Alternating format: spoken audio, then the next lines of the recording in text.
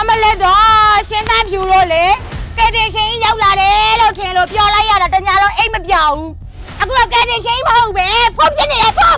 တနခါလေးကိုခဏရက်ထားလိုက်ခုနအမပြောဆိုအပြင်သွားရင်ထီးဆောင်နေဘူးတန်းကိုကာကွယ်နိုင်တဲ့ဆန်ခရင်လေးကို2နာရီတစ်ချိန်လောက်လူပေးအဲ့ဒါဆိုလို့ရှိရင်ညီမလေးမျက်နှာတိတ်လုံးဝပျောက်သွားစေရအမခံမစားနဲ့လေဟာလေစက်တိုင်းလေးပါတမျောမန်းနေရလားစက်တိုင်းစားခြင်းရင်မိမရင်ပြန်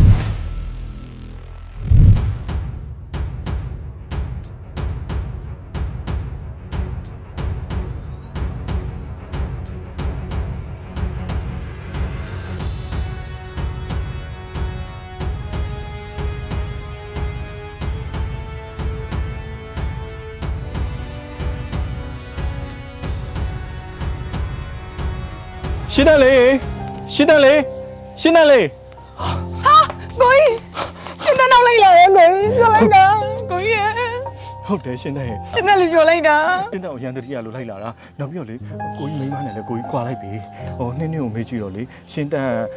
ရွာမပြန်မဲ့ဒီရက်ကွက်ထဲမှာငားနေဆိုလို့လေကိုကြီးလိုက်လာတာရှင်းတယ်ရှင်းတယ်ပြောလိုက်တော့ကိုအဲ့ဒါကိုကြီးရှင်းတဲ့နဲ့တူနေမှာပေါ့နော်ပြောလိုက်တာလာကိုကြီးကောင်းပါလေလူပါဟိုတော့အားကြည့်တယ်တပတ်လည်းပေးမယ်ပြီးလင်းလာရင်ပေးမယ်ဘတော်မှဟောမဖြစ်ဘူးဘလို့တွေဖြစ်လာလဲဟဲ့နင်းကြည့်လိုက်လို့ရှိရင်အများနဲ့စူးညံတာပဲဟောမားတို့အဲ့လိုပြောမှရတာတော့ကြလင်းလာပေးမယ်တော့ကြမနဲ့ပြန်ပေးမယ်နဲ့ခဏချိန်တာတို့အဲ့လိုပြောမှရအမလည်းဆဲမနေနိုင်ဘူးအမညီမအကြောင်းမသိဘူးလားမလို့ပြောပါနဲ့အမရဲ့ကျွန်တော်ဒေါ်လာနေတာနော်အမနင်းဝင်ကြည့်ရလဲအများနဲ့ပူလောင်နေပဲဟဲ့စိတ်ကိုလျှော့ပါပူလောင်မယ်မရဲ့ကဲအဲ့ဆိုအိမ်သားလည်းရောက်နေပြီဆိုပြန်တော့လေအော်မပြည့်စုံဘူးကဲတော်ပါတော့တော့ပြန်တော့နောက်နေလေတွေ့ရအောင်မအောင်တော့ကျွန်တော်ဖုန်းပါလိုက်နော်တက်တာသွားကိုကြီးရှင်းတန်လေးစေတော့တော့မင်းကိုကြီးဘာစားချင်လဲထုံးစံတိုင်းပေါ့ကိုကြီးစားချင်တာကဗမာချက်လေးနဲ့ချမောင်ဟင်းလေးရဲ့မြုပ်တိထောင်းပေးမယ်နော်ကိုကြီးဈေးဖို့ပေးကိုကြီးဈေးဖို့အဲ့လိုကိုကြီးကလည်းဈေးဖို့တောင်းနေတာလို့ကိုကြီးကလည်းကိုကြီးမှာဈေးဖို့ပေးဖို့ပတ်စံမှမရှိတာရှင်းတိုင်းဘာဈေးဖို့ပေးဖို့ပတ်စံမရှိဘူးကိုကြီးပတ်စံနဲ့ဘယ်ရောက်သွားလို့တော့ကိုကြီးကလည်းကိုကြီးမိမကိုကြီးပိုင်ဆိုင်မှုအကုန်လုံးတင်ပြီးတော့ကိုကြီးအိမ်ပေါ်နှင်ချလိုက်တာကိုကြီးရဲ့ပိုင်ဆိုင်မှုတွေအကုန်လုံး तू ကယူသွားတာအဲ့ဒါကိုကြီးမှတပြားမှမရှိတော့ဘူးချိုးတပြားမှမရှိတော့ဘူးပေါ့ဟဲ့အမလက်တော့ရှင်းတန်းဖြူလို့လေကဲတင်ရှင်ရောက်လာတယ်လို့ထင်လို့ပြောလိုက်ရတာတညာတော့အိတ်မပြောက်ဘူးအခုတော့ကဲတင်ရှင်မဟုတ်ပဲဖုတ်ဖြစ်နေတယ်ဖို့ရှာတကယ်ဖို့ပဲအမေရဲ့ကြားလို့မကောင်းရလားအိမ်မဟုတ်ဖုတ်လိုက်ရတယ်လို့စိတ်ဆင်းရတယ်စားနေ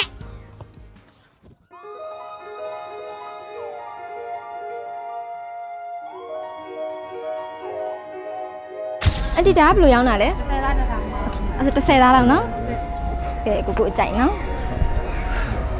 အရှိချိန်လိုက်မယ်နော်ယောက်ျားတစ်ပေါင်သားတစ်ပေါင်အမလီမတ်နွယ်တော့မြန်နော်အမြဲတမ်းယောက်ျားကိုဦးထိတ်ထားတယ်ဩမက်တီယာရဲ့စကပုံတော်ရှိသေးရဲ့လေတားကိုသခင်လင်းကိုဖျားတဲ့ကျမအဲ့လိုမျိုးသဘောထားတာမက်တီယာရဲ့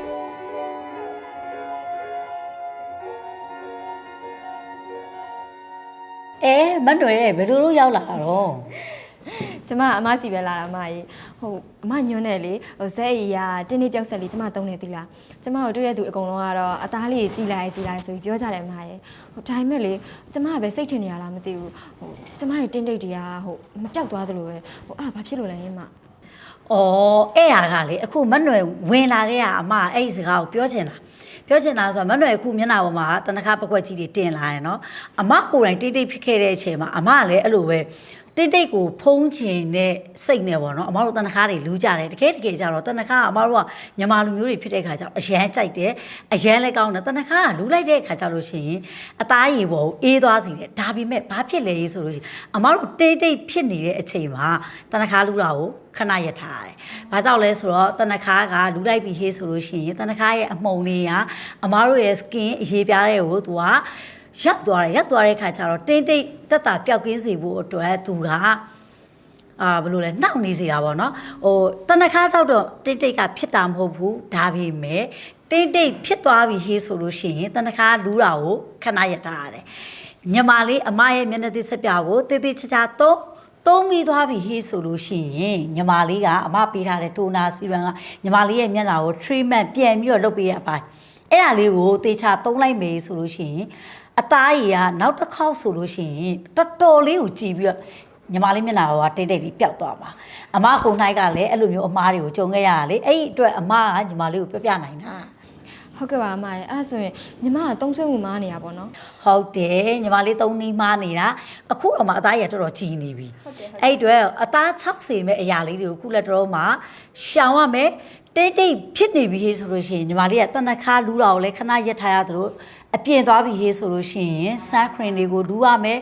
နေပူတဲကိုသွားပြီဆိုလို့ရှိရင်ထီးဆောင်တာတို့အဲ့လိုမျိုးကိုပေါ့နော်တကိုရီကာကွယ်မှုလေးတွေလည်းလုပ်ရတယ်အဲ့ကြတော့မှတိတ်တိတ်ကငါဇိတ်ရှိတိတ်တိတ်ဆက်သုံးနေတာပဲဆိုပြီးတော့အပြင်ကိုသွားချင်တိုင်းသွားထွက်ချင်တိုင်းထွက်ပြီးတော့ဘာမှမကာကွယ်ဘူးဟေးဆိုလို့ရှိရင်ဒီတိတ်တိတ်ကဘယ်လိုလုပ်ပြောက်မလဲညီမရဲ့အဲ့ညီမလည်းအမရဲ့ပျောက်ချင်စောကြည့်ပြီးတော့လေတနခါကိုပဲဖိလိမ့်နေမိရအဲ့ဆိုရင်တော့တနခါကိုပဲမလိမ့်မထားမလို့ဖြစ်နေပြီအဲ့ဒီအတွက်တနခါလေးကိုခဏရက်ထားလိုက်ခုနအမပြောဆိုအပြင်သွားရင်ထီးဆောင်နေပူတန်းကိုကာကွယ်နိုင်တဲ့ sun cream လေးကို2နာရီတစ်ချိန်လောက်လူပေးအဲ့ဒါဆိုလို့ရှိရင်ညီမလေးမျက်နှာတိတ်လုံးဝပျောက်သွားစေရမယ်အမခံတယ်ဟုတ်ကဲ့ပါအမရဲ့အမပြောတဲ့နေတိုင်းလေးကျမတေချာပြန်ပြီးတော့သုံးဆွဲကြည့်ပါမယ်ဟုတ်ကျေးဇူးလည်းအများကြီးတင်ပါတယ်အမโอเคကျေးဇူးအများကြီးတင်တယ်နောက်တစ်ခါကျရင်မတို့ကျွန်မမှတ်မိတော့မှမဟုတ်ဘူးเนาะအရန်လှသွားလို့ခွင့်ပြုပါအောင်เนาะအမဟုတ်ကဲ့ပါ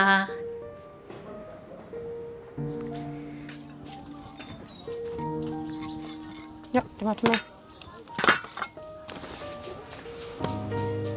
ငါပြေးချိုနဲ့တိုးစရာပဲလားအဲ့လေငါပြေးနေတိုးစရာလေဘာဖြစ်လို့လဲကိုကြီးမငါပြေးချိုနဲ့တိုးစရာမှမစားတတ်တာငါပြေးရုံနဲ့တိုးစရာနဲ့ထမင်းမစားတတ်ဘူးအော်ပါအော်ပါနော်မစားနဲ့လေဘာလဲချက်သားလေးတွေတမြော့မဲနေရလားချက်သားလေးစားခြင်းရင်မိမရင်ပြန်ရှိရပဲကြွေးရရှိရစားခြင်းမစားနဲ့အရင်တန်ရောစင်လေးရှိနေပြီလို့ကြွေးထားတာကိုကျေးဇူးတင်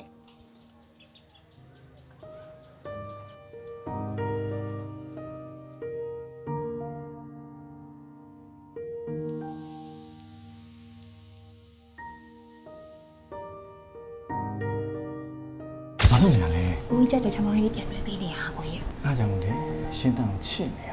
အပူကမမကြီးတွေ့ဝင်ပြောခဲ့အောင်မတော့ဘူးတော့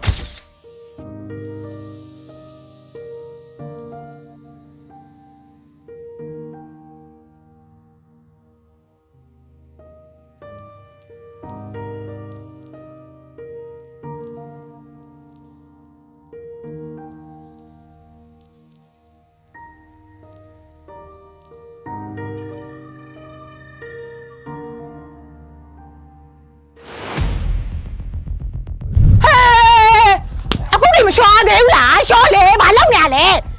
ဒါရှောဖို့ရေမလေးစဉ်းစားတွေ့ဝင်နေတယ်အဖေတို့လိုလေးတန်းမဲ့အောင်တဲ့သူတွေတောင်စဉ်းစားတတ်တယ်ဆိုလို့ရှိရင်သမီးကတက္ကသိုလ်ကျောင်းသူတောင်ဖြစ်နေပြီသမီးစဉ်းစားတတ်တယ်တွေးခေါ်တတ်တယ်လူကဟုတ်မဟုတ်ဆိုတော့သမီးရွေးချယ်တတ်တယ်ဖေရဲ့